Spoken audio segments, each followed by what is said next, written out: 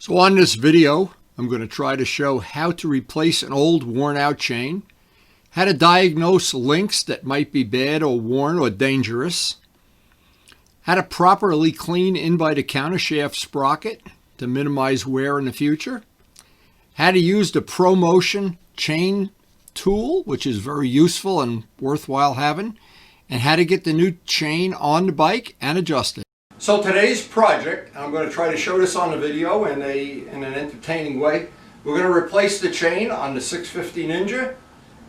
It's overdue. I want to show why we're going to replace it. The original factory chain lasted a little over 20,000 miles before I replaced it and the rear sprocket at the same time. And what happened is in about 10,000, it's really 11,000, we developed a bad link, and I want to show that. But the first thing I got to do is, as I always do in this small shop, I got to play musical motorcycles and get that bike that we're going to work on out into the middle of the floor so we can work on it. So the first thing I always, it's just my way of working, I always like to have the bike up on a center stand and have it solid, since I'll be laying on my back some of the time. It's just more convenient if the bike is straight up and down. Now, if you're new to the channel, I posted this up maybe a couple of years ago anyway. What had happened with this chain, I had converted this bike from 630 to 530. I had the whole conversion kit. The chain was a Regina chain, and what happened after about 10,000 miles, a link looked like it was almost going to separate. It had about a 1/16 of an inch of play in one link. Not the chain, one link. And that was a Regina chain. So I was kind of skeptical, and I've been checking chains carefully ever since. And on all my bikes, I do not have chain guards on most of the bikes because I like to just look at the whole chain and inspect it every time I look at it, in fact, because I'm very leery of having these bad links in chains. Now, I've got about 5,000 miles on the MT-09, a little under 5,000, and the chain is just, I just think it's a better quality chain that it comes from the factory. Now, I'm not sure I'm going to be able to show this as carefully as I want, but this is why, well, this bike has a chain guard because the mud guard is hooked all in one piece, but if it wasn't, I wouldn't have the chain guard on a bike. This is the kind of thing I look for it. Now, if you will, I'll back it up a little bit. If you do your chain inspection this way, it's very easy to do every time you have the bike up on the stand or you clean it or lube it. Look at the links, how they fall into there, into the teeth. And what you're going to see is eventually we're going to come upon a link, and there's the link right there that doesn't fall down in. And that's a real problem. Now, the next one will fall in, but see the space? And so, if you look at it, and I'm going to try to do it with the macro lens, but I'm not sure. There's one right there. See, that isn't falling in. And what that means is this pin is too far forward. There's some wear in that link.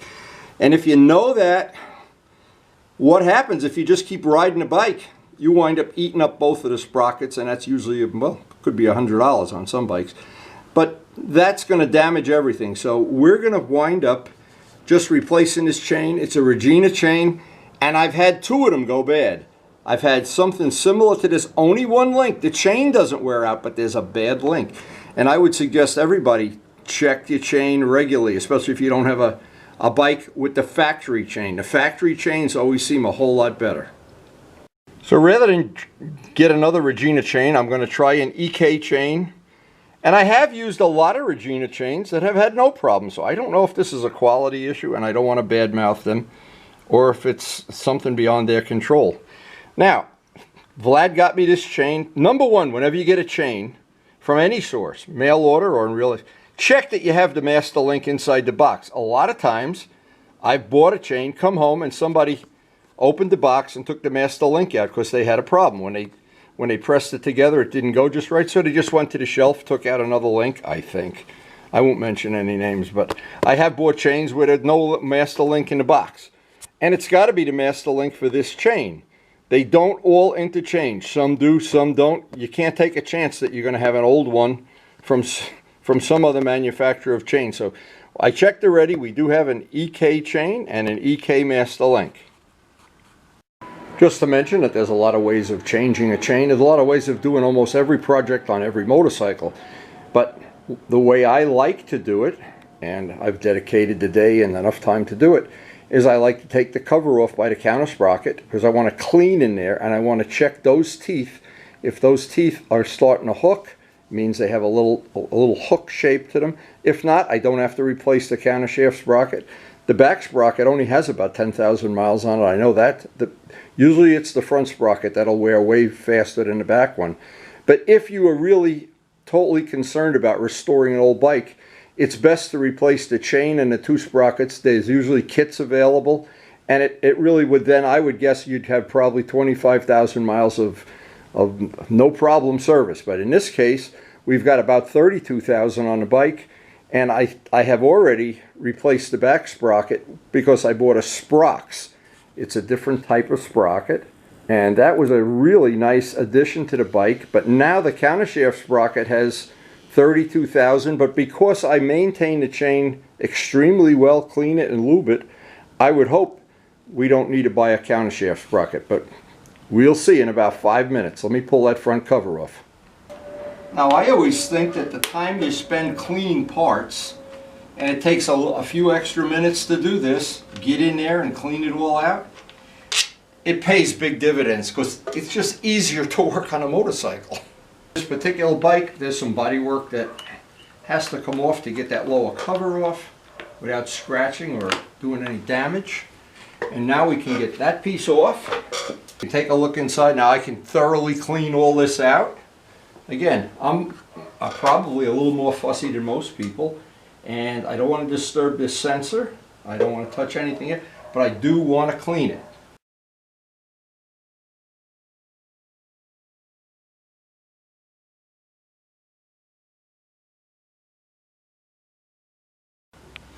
And this is what I really wanted to check, that where that bad tooth is, I'm not doing any damage to the countershaft sprocket. But boy, you can feel resistance every time you get up to that bad link. That's the problem. And I noticed also, because I ride this bike a lot, so it seemed like the last couple of rides I had way more vibration than I normally do. So I was inspired. Get the chain changed before it does any more damage. Okay, so the next thing on this is just to get some diesel fuel, get some old rags out and some compressed air and clean that area up as best we can. Let me try to focus in on this. This is ordinary diesel fuel from a gas station. And never throw away old towels. I like to keep an unlimited supply if I can, because I want to get that grease out of there. Let that sit. That can sit for 5-10 minutes. It's warming up out here, so I'm going to go in and have a cup of coffee. Let that just sit. I'm building up air in a compressor, and then we can come back out and clean that up.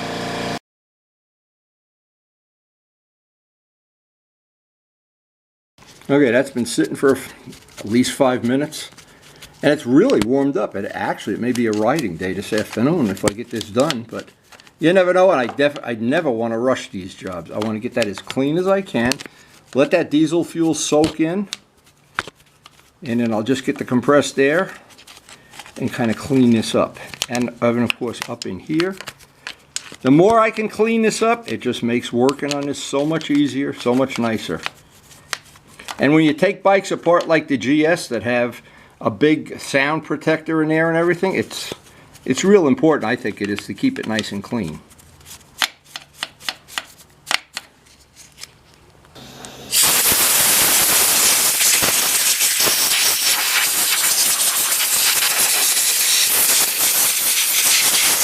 Yeah, you can pretty much see how much crap came out of there. And all that stuff is just sitting there on a hot day when everything gets soft. It's going to fall down into the chain and counter sprocket. Well, we'd like to have it as clean as possible. Now this part I cleaned as best I could with diesel fuel, compressed air, dried it off with paper towels. And notice I did all of this cleaning before I run the new chain down through there. Now with all that cleaned up, I'll just wait till the compressor's building up air. The next time it fills up the tank, because I want to have the maximum pressure, and I'm going to do a final blowout, anything, because that diesel fuel's been sitting there now for probably 45 minutes. All that stuff's going to come out, and hey, the bike's lighter, it'll just be a lot faster.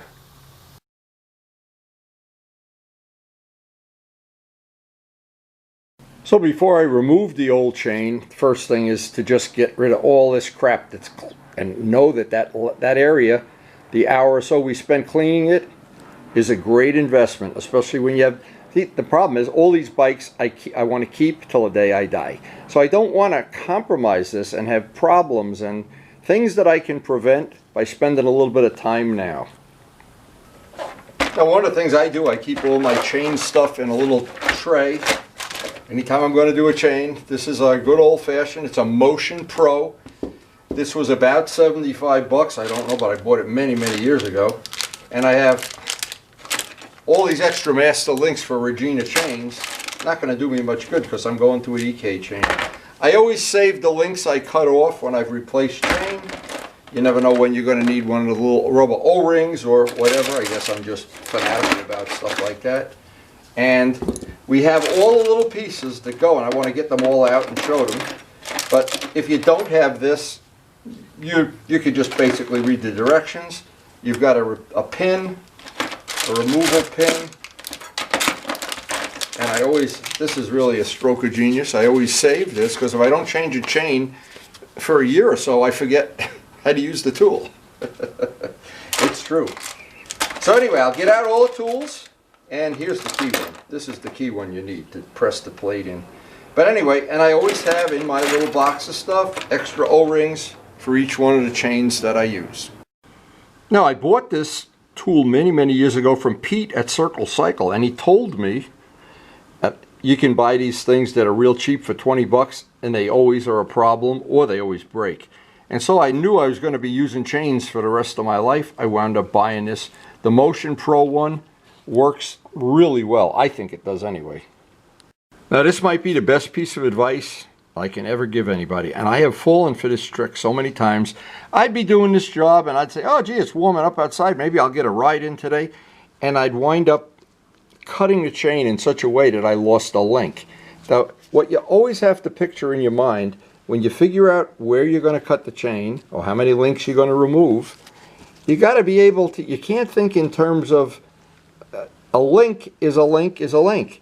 And you have to, at the end of it, be able to put, I know this sounds crazy, but when you go to put this in, a lot of times, I'll give you an example. You cut a link like this and you think, oh good, I'm all set, I'm going to put the link in.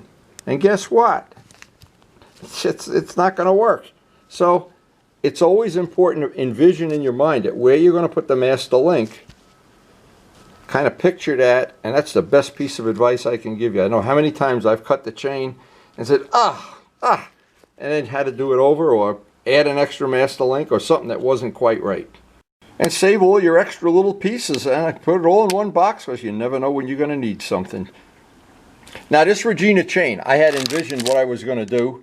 I was going to cut that link out and add another master link, and I just said, you know, I bought a 500-hour restoration into this bike, and I said, you know what, for the cost of a new chain, I don't want to compromise it. And that whole 500 hours is on previous videos on my channel for somebody that might be new to this. The entire restoration. This is an 11-year-old bike. Now, if you happen to have an angle grinder, it's just a simple thing to just cut the chain, cut it near the muffler, and let the chips fall on the floor. And you can do it with the chain breaking tool. This way, it only takes about 10 seconds.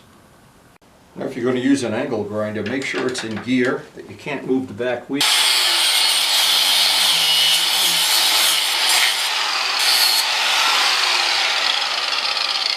It's a lot quicker than using the chain tool.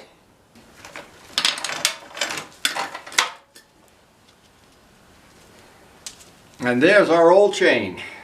Now, I'm really not sure you're going to be able to see this on the video, but I did a little diagnosis of my own of all the links, and I went through the whole chain, and I found you really, when you go to push a link back and forth, it's impossible to do it. There's almost no play in there. Then I get to the bad link, which is right here, and you can see, and I'm going to try to show this with the macro lens, how much play there is, and that's the bad link. Now what happens is, the chain expands and then that link is too far back to drop into the tooth. So what happens is every time that goes around a sprocket, it's beating itself to death. It's just like when in an engineering thing, when you have a ball link, any kind of a ball link, it's great up until you get 1,000 to play, and then it beats itself to death. Now this link is going to beat itself to death.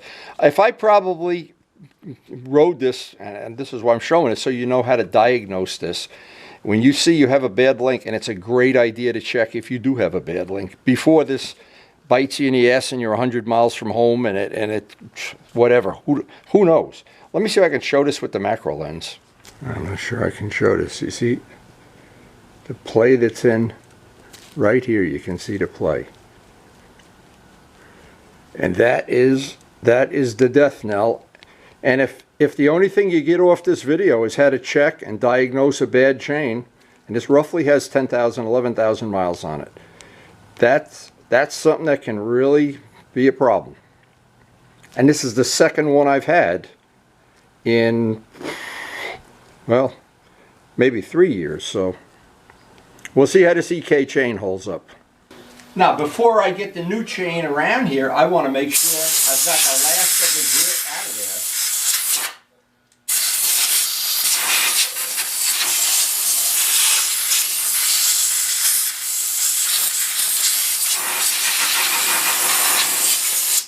Now we're ready to thread the new chain through and then measure it where we're going to have to cut it. Before I put the new chain on, I want to clean off any of this extra goop that usually winds up on the sprockets. A little diesel fuel and a rag is all you need. Now before we put the new chain and wrap it around, I want to loosen the axle and slide the axle as far forward as it'll go.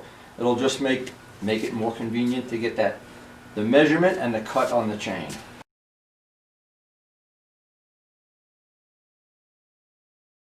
One other reason it pays to do this kind of check and maintenance on things, moving parts, chain is probably one of the most serviceable parts on a bike.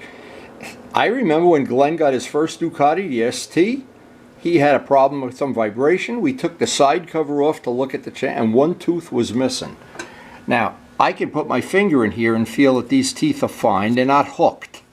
But you would know right away if they're hooked. This is good, so I feel real confident now that when I put that new chain on, I'm not putting it into a puddle of grease and mud and then some more grease and mud here and then. So this should be the equivalent of having a brand new chain on a brand new bike, except we're still not sure about the quality of these aftermarket chains.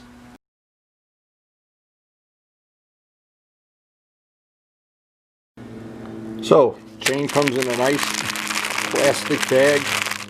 We got the correct master link here. I'm really excited, and I'm doing this. I will certainly report how many miles we get out of this compared to the Regina. The Reginas were working great, but those links that go bad, I'm never quite sure about that. Now, of course, every bike is different, and you've got to thread this through. Everyone's just a little different. And in this case, because we have the sensor, I want to make sure I don't damage that sensor. Now what I did as a precaution, I just swapped out the gloves, put new gloves on, just for trying to keep this chain on the install clean. Thread that through. Come up around here. Now I've got to, before I do anything, I haven't moved the axle yet, but then once the axle's forward, I can determine exactly how many links I need to take off. Looks like I have 2 extra links on this. And or maybe more, but at least you don't want to order a chain. You want to count the links. Usually it's 110 to 120, and don't order 109. That's for sure. Now I got this chain from Vlad at Moto World, and as always, Vlad's always real. He always gets me the right parts. He always double checks what I order. And once I slide the axle forward, I'll be able to do an accurate measure is where I have to cut the chain. And once this is loose, we are ready. I want the wheel to be as far forward as I can possibly make it. This is a handy little tip you can use just to make this a little bit easier. I zip tied a the piece of the chain right there. I've got the wheel pulled as far forward as I can. Now I want to pick this up. I want to stretch it if I can. Now oh yeah, oh that's perfect. Now I can come back around. Right here is where I want to have it. And I can see where I need to cut the chain. I put the bike in gear now. So this is the best information, the best way I can share this is if this is the first time you're ever doing a chain. This helps you hold the chain in place with this as far forward as possible. But now the temptation would be, if you had never done this before, you would think, oh, I'm going to pop that pin out. I want to show this up close because I've fallen for this trick. Pop that pin out and now, not really, it's this one you want to pop out because you want to have the two ends that you can put the plates on. So it's this one right here we've got to pop with the chain cutting tool. So to break the chain, I've got to take one link out. I need to set the tool up, and it's relatively straightforward if you just go right by the directions, but I'll show it anyway. Now you can make the job a lot easier if you take the pin that you're looking to push out and just run the grinder on it and make it flush. It just makes the job a little bit easier. And now that's going to, the way this is going to work, we're going to tighten this one up just hand tight using this and pinch that pin. Okay, then this one is going to push the pin and it's going to come out that hole. It's kind of, well, if you look at the directions, self-explanatory, but I like to show this in real life. First I want to grind a little bit off of that. It just makes this that it isn't, you're not knocking yourself silly to do it. It's a good little tip.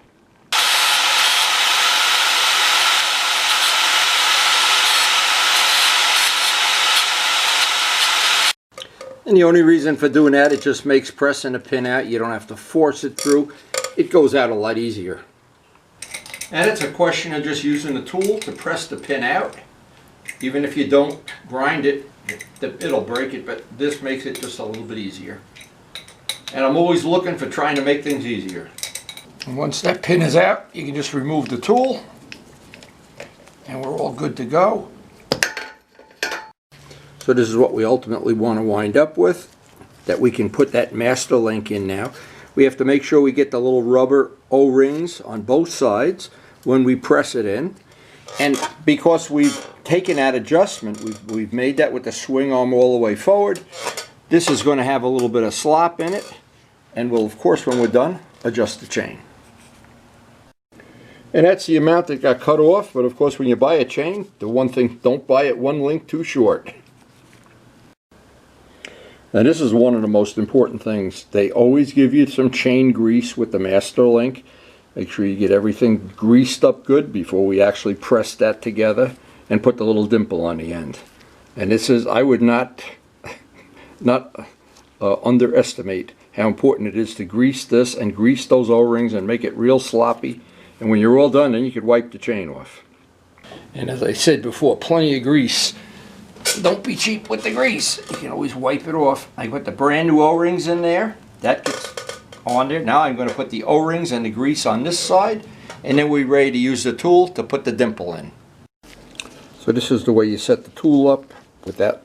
That piece is only going to be used to press the outer plate on. All that's going to do is press the outer plate on. Now a good trick I use, and it really works well. It's very difficult if you're working alone, as I always am, to get this piece pressed in, because every time you're setting the tool, it moves around and you don't get the two pins in good alignment, and then you bend it. So what I do is I just put a little piece of safety wire on it that holds it in place relatively safely, and now I can get the tool on there and pinch it. Now it tells you in the directions, don't over pinch it. We want it, when we wind up, we'll take a mic and measure that we don't have this pinched too much. If we do, it squeezes the O-ring and you'll lose that link, and it'll probably be a problem. And if you leave it too sloppy, you don't get the right amount of little button on the end of it, and then it can do that. So we're going to try to, well, to see if the safety wire always works, but when you're working alone, you have to improvise. And that's what some of the good tips I try to pass on a video are. Now at this point I want to be careful. I haven't over tightened it. So what I want to do is I take the tool off and I'll measure and see how many more thousandths, or if I'm close already. I want these to be equally spaced, and if the link I just pressed on is a little bit too wide, I'll put the tool back on and squeeze it, but I want them to be equal, and then I'll be ready to dimple that and put this job to sleep. Okay, the safety wire did its job, worked perfectly. The zip ties work perfectly, made that it's a one-man job. Now we can take the zip ties and the safety wire off and measure our length and see how much more we have to go to make them all the same. This is where it takes a little patience to get it right. I want to take a link, a factory link is exactly, let me make sure I got this right on the money too. Okay, and our link is, now we've got to squeeze it some more, but I don't want to over squeeze it. Once you over squeeze it, it's a lot more work to bring it back. In fact, it's almost impossible. So I'll put the tool back on, pinch this, take another 10 thousandths, 1 or 2 turns, but at some point in time I'll have this exactly the same. And usually it's the patience of just doing this one little bit at a time and not over tightening it until you get it exactly right. And at the end, when those two plates are the same, you know you've done the best job you possibly can. And that will mean that you have exactly the right amount of material out of there to put that dimpling tool on, and that's the final step. What I do is show this, if I could up close, we are exactly right where that should be, and that's ready. Now that means the right amount of material is out here to put the dimple on, and we have a special tool for the dimpling. And this is the dimpling tool. It's going to make a little mushrooming tool. This goes on the other side of the tool so that it confines it and makes the dimple nice and smooth. So this is the setup. This part goes in here, and it's of course covered in the directions. And it does not fit in the other side, so there's no way you can put it backwards. You take this piece out, which is the piece that allows you to press the pins out, and that gets threaded right in there. And that becomes your dimpling tool. And it's pretty, what's good about this in particular one is that they've made it that you can't put that part in the wrong side. It only goes in one side. So kind of a self-explanatory thing. Now of course you're dimpling one side at a time.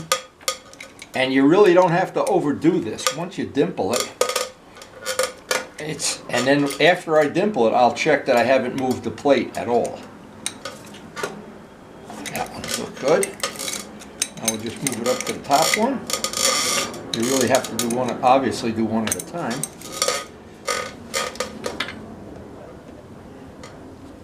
And the directions on this particular chain breaker are pretty good. Just have to double check that I haven't moved the position of that plate and I still have the same dimension. That's dimpled up nice. And we're done with the chain tool. One final check. We haven't moved anything. And we are absolutely right on the money. Boy, that's beautiful. Now, the last thing, and this is really overkill, I want to make sure that my dimples are a bigger diameter. In fact, I ought to do this a lot more accurately than what I've been doing. I want to make sure they're bigger. It's like a mushroom. I want that part to be bigger than the diameter of the pin, and I have the pin that I pushed out, so I know if I'm 10 thousandths, 5 thousandths bigger, then I've got the right amount of dimple. Now, some of the chains give you a dimension to work off. This one doesn't. RK they give you the thing to dimple, and that's it. Some of them don't have the dimple, the mushroom with the little hole in it, so it's very hard to get the tool to make a nice smooth dimple. That looks like it's a perfect dimple. Now it's just a question of adjusting the chain again and no big secret how to do that. We'll do that very carefully and accurately. And then we'll check the chain grease. I want to wipe all this extra chain grease off Because what will happen is the grease on the outside of the chain after 1 or 2 rides is all over the back wheel. It's a mess. So I want to wipe it with a clean rag, hopefully minimize that. Now these alignment marks are certainly close. They get you close in the ballpark, but they're really not. They're not as super accurate as I like to look at the grease on the chain. I like to do a little bit loose. And we're gonna just carefully do this so both sides line up the same on the marks. Usually I always account for the fact when you tighten the axle, for some reason the chain always gets just a little bit tighter. But what we're doing here, because we have the weight of this, we're at the longest part as this swing arm goes up and down, because we're working when we don't have the bike suspended from a come along. What happens is I don't want to make, if nothing else, if it's wrong, let it be a little bit loose, but never too tight.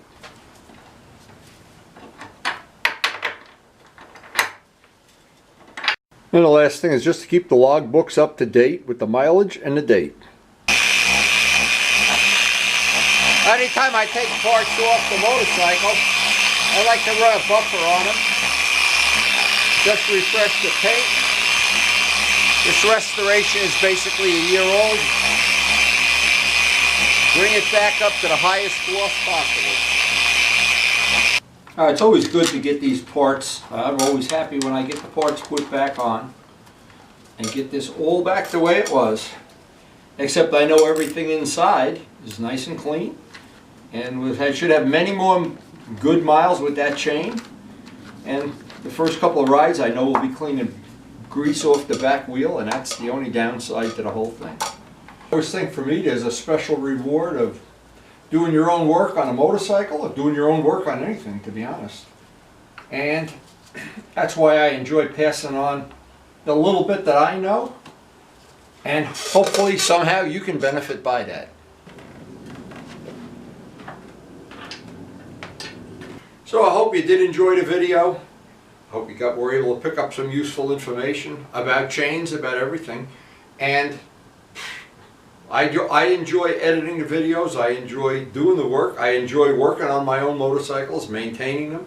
And I enjoy passing that information on. So before I end the video, I want to thank the healthcare workers. Guys, I can't thank you enough. I really am thankful that nobody in my family has had any real illness during this horrible pandemic that we've all gone through together.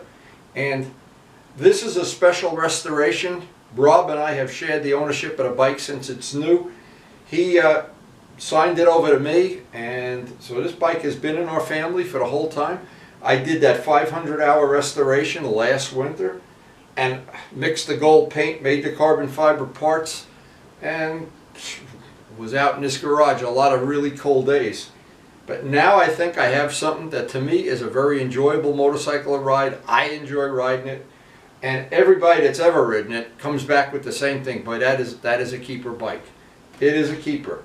And anyway, I hope your friendship, you're a keeper friend too, and hope you enjoyed the video, and thanks for watching. Now we do try to post up something almost every day. We have shop projects. We go on rides in our local area here within 100 miles of the house. We do some track days. Oh, we did some track days. Maybe we're done with that. I don't know if Luciano's going to be done. I do make carbon fiber parts from scratch. We do a lot of painting. There's good painting information. Evil twin projects. We try to make 2 different bikes out of one.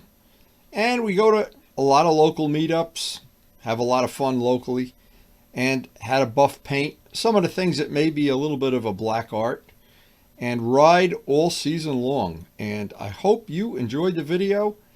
I do enjoy making them, and thank you guys so much for watching.